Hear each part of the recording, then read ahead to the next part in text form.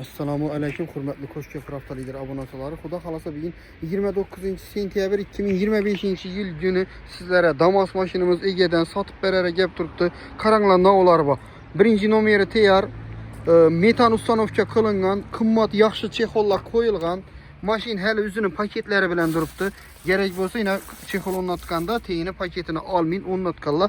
Maşinimizin yürüyen kilometrine geleden bolsak 2000 kilometre yürüyen.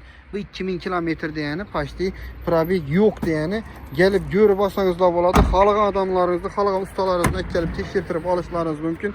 Maşina 100% garantiye yürüyen kilometrelerine, kraskesine cevap. Kime kızık boladı olsa maşinimiz Koşköprü hafta liderde satıda duradı. 24 saat işte adam boladı. Xalqan vaxtı gelişleriniz mümkün. Savdalaşıp Egesine premoy telefon kılıp beremiz. Egesi bilen savdalaşıp alıp getiveresizler. Bize hiç kanday üstüne pul koymayımız. 95 milyon soma berdi, 95 milyon soma koyup turupmuz. Egesini üzü bizene razı kılıp getirdi. Bir son beremi, 500 son beremi, köynünden ne çıksa beryenine razımız.